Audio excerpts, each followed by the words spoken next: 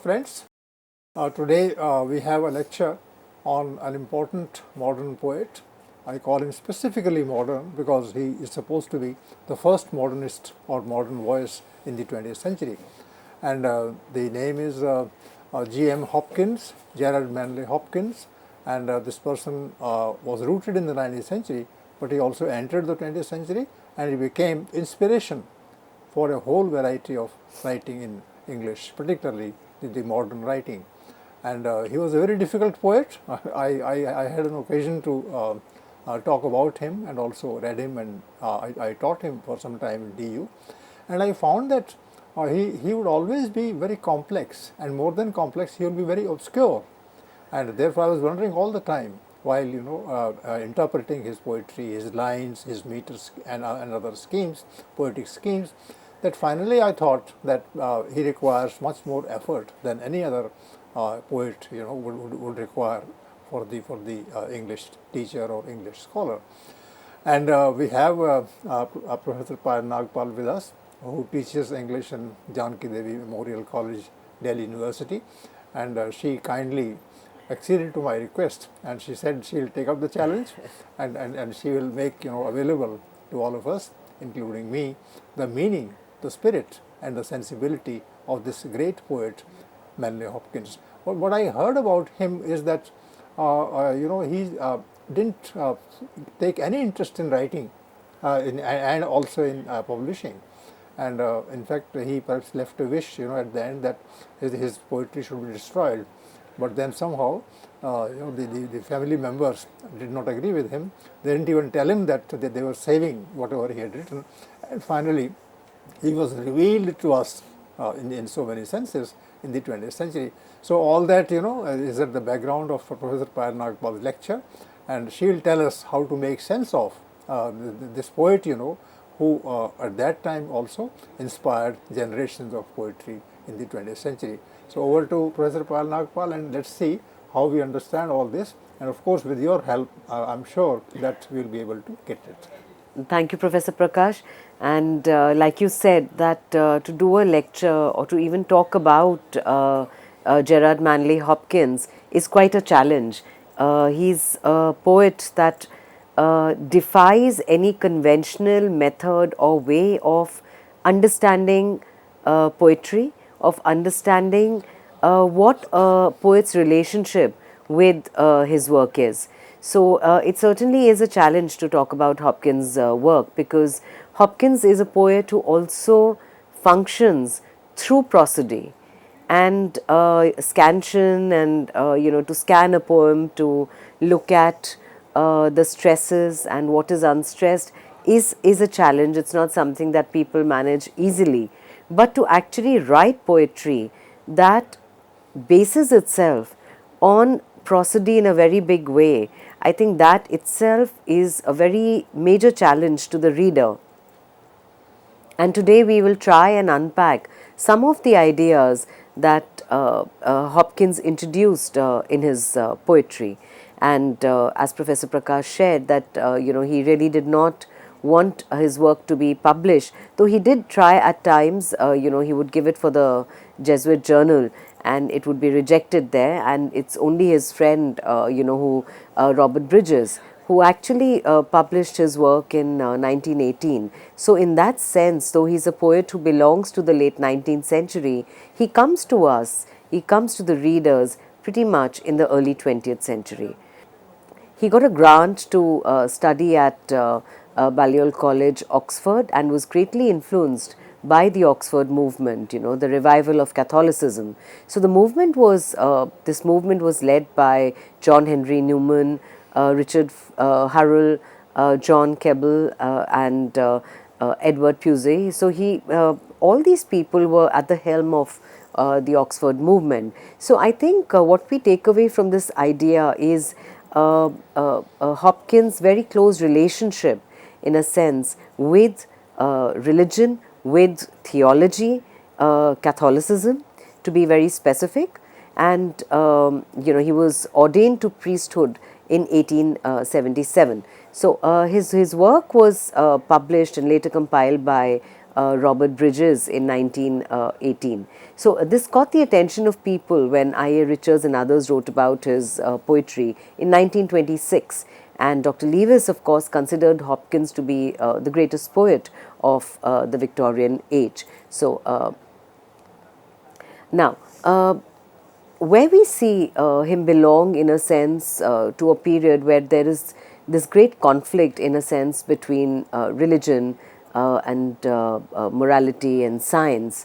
In a sense, Hopkins, through his poetry, puts forth the ideas that are very, very important for him. And as I said, that we need to understand Hopkins by first heading towards prosody and towards two very important ideas that he brought to English poetry, and which is called inscape and instress. So these are two very important ideas, and we will be discussing inscape and instress in greater detail. So in 1875, I think right at the beginning, the year of his birth was mentioned incorrectly. So we changed that. It's important to note that in 1875, when the five Franciscan nuns died in a shipwreck when they were exiled from Germany, he wrote a long poem called "The Wreck of the Deutschland," and Deutschland is it represents Germany. So it is in this poem that he brings in the new rhythmic pattern, and it is with this that he also kind of broke his silence because after becoming a Jesuit he had not written verses. So he was so affected by the five Franciscan nuns who died in the shipwreck when they were exiled because of the Falk laws in Germany, the German Kingdom of Prussia to be specifically. So in 1875 this happens, and he starts writing, and he comes up with a new rhythm also. So apart from inscape and instress, he also introduces a new metrical pattern, and this is called the sprung rhythm. The sprung rhythm is a new system of prosody, and today the poem that we will be discussing, which is a hugely contested poem, critics have responded to it in many, many ways, and this is when Hopkins considered the Windohover to be his best work. So here we see the use of a new system of prosody which is called sprung rhythm. So there is a running rhythm, but there is a sprung rhythm. So this was very different from the conventional metrical pattern, and against, it is said that against the he made use of the Anglo-Saxon pattern as against the Norman one in other cases. So unlike the usual meter, we need to understand a little bit of meter to understand what really speaking Hopkins is doing in his poetry. I'll keep this very brief. So we generally have one stressed and one unstressed syllable, and the normal metrical pattern would have the first as the stressed and followed by the unstressed syllable, and the two will of course form the feet. But in the case of sprung rhythm, it can have from 1 to up to 4 syllables, and the stress always falls on the first one, and then this can be followed by 4 different syllables, up to 4. So this countered what was considered to be the pattern of the running rhythm, and his idea of sprung rhythm is it's veered more towards a kind of, not exactly free verse, but the way in which folk songs and the way in which free verse would use this. So the author's preface to his book, he writes that sprung rhythm is measured by feet of from 1 to 4 syllables regularly, and for particular effects any number of weak or slack syllables may be used. So 1 to 4 can be, the stresses can be there, and the slack syllables are the ones that are the unstressed ones. So it has one stress which falls on the only syllable, and if there are more, then above, when you scan it on the first, and then it gives rise to the 4 syllables. So this kind of, when we read the very first lines of the Windohover, this will become quite clear that sprung rhythm reads very different from the running rhythm, and it kind of gives this reader, the speaker, a new rhythmic pattern, almost as if one were kind of rhyming and singing. So there'll be four corresponding natural rhythms, and the feet are going to be mixed here. So sprung rhythm is going to be different in this particular sense. Now, there is a sense of bringing in the counterpoint, a point and a counterpoint, which we will be discussing in the context of the poem The Windohover, because critics have used the idea of the counterpoint to look at a poem like the Windohover. So the two licenses that are natural to sprung rhythm, there is the one is, it rests as in music, and then there are the outrights, the hanger-ons, that is, the slack syllables that are added, and they are so called because they seem to hang below the line, almost as if they are just there. So if we look at the significance, now what is the significance of this kind of prosody?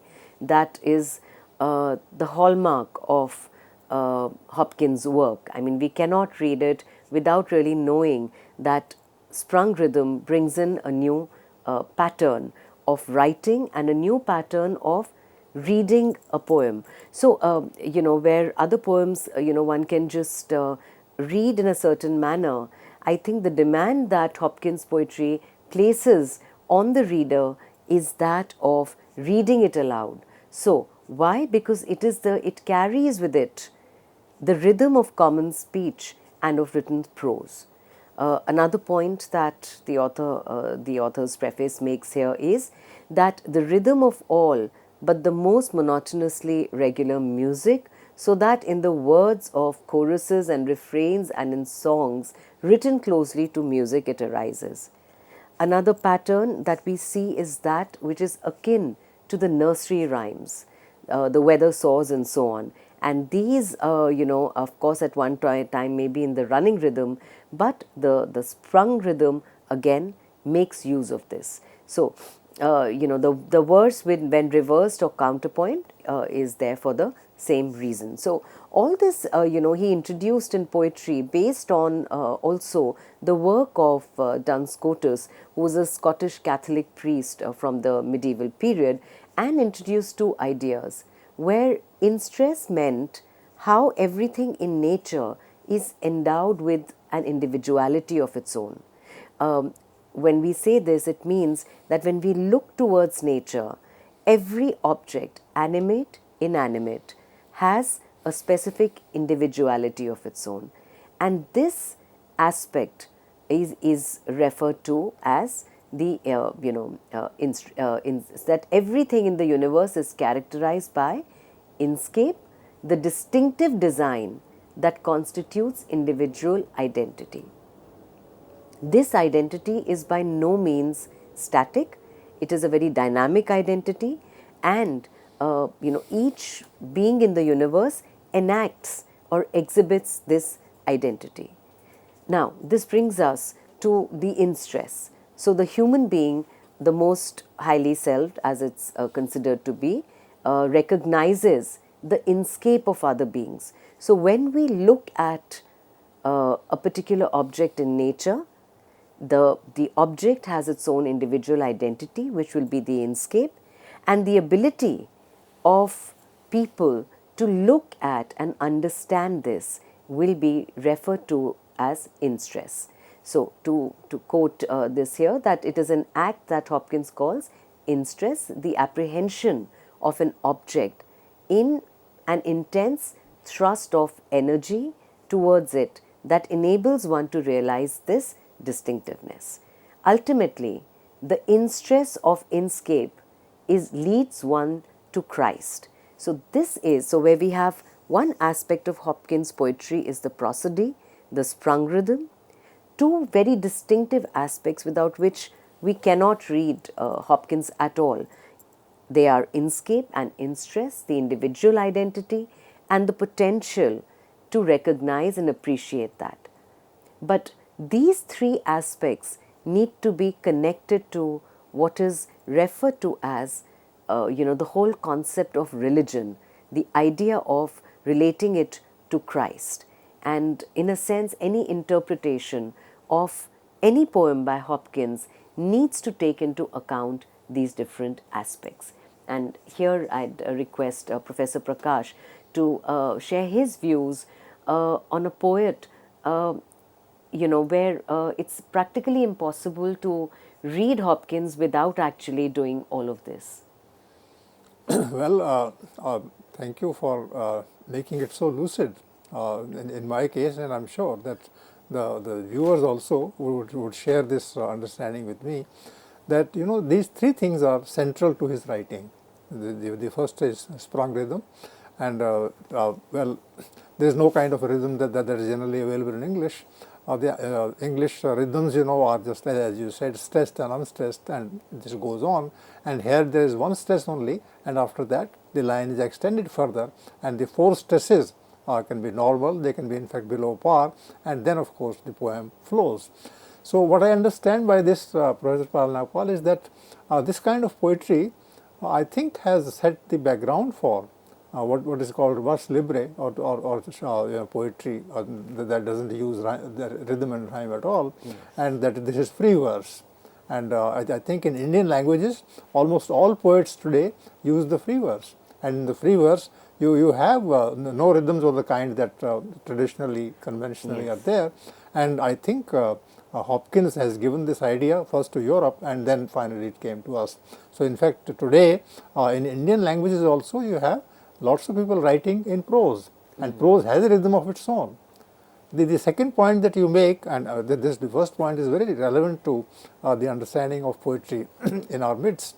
The second point you make is about in stress, and that also, viewer, the way I understand, I'll share it with you.